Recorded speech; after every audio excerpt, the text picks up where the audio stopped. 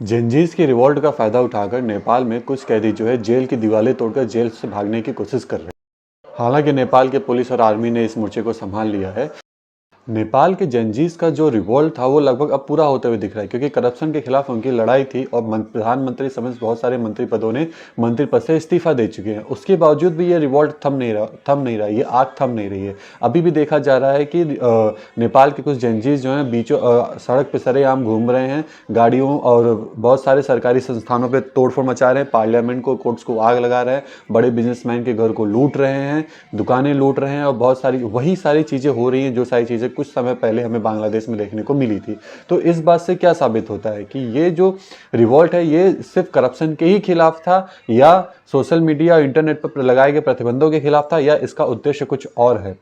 क्योंकि अब तक तो ये रिवॉल्ट रुक जाना चाहिए था, लेकिन अभी तक ये रिवॉल्ट रुका नहीं और लगातार ये रिवॉल्ट और बढ़ते जा रहा है। जो बच्चों के हाथों में बंदूक है, पत्थर है, लोग एक तरफ से दूसरी तरफ तोड़फोड़ मचाए जा रहे हैं। आर्मी लगी हुई है, मिलिट्री मोर्चे को संभाल रही है, लेकिन उसके बावजूद भी ये आग थम नहीं रहा है।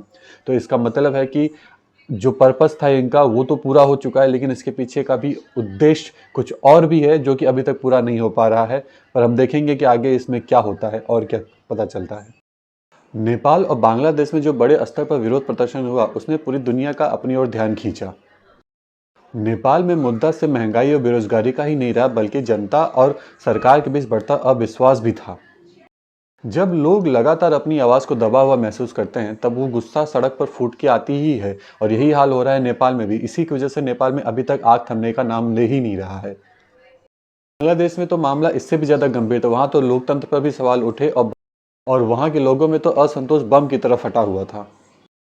अब भारत को इन दोनों से सीख लेनी चाहिए कि अगर लोकतंत्र बचाए रखना है तो जनता और सरकार के बीच संवाद और पारदर्शिता को बनाए रखना चाहिए, अन्यथा एक दिन यह गुस्सा फूटेगा और सड़कों पर उतरेगा। और नेपाल और बांग्लादेश ने इस बात को सिद्ध कर दिया है कि कितना भी स्थिर देश हो, लेकिन अगर संवाद और पारदर्शिता नहीं रहेगी, अगर स्थिरता नहीं रहेगी, तो कितना भी स्थिर देश हो वो हिल। बांग्लादेश में हुए विरोध प्रदर्शन से हमें एक बात तो समझ में आती है कि जनता की आवाज़ को दबाना आसान हो सकता है, लेकिन उन्हें लंबे समय तक रोकना संभव नहीं है। एक दिन वो गुस्सा फूटेगा और इसी तरह से जो नेपाल में हो वही हाल हर देश में होगा।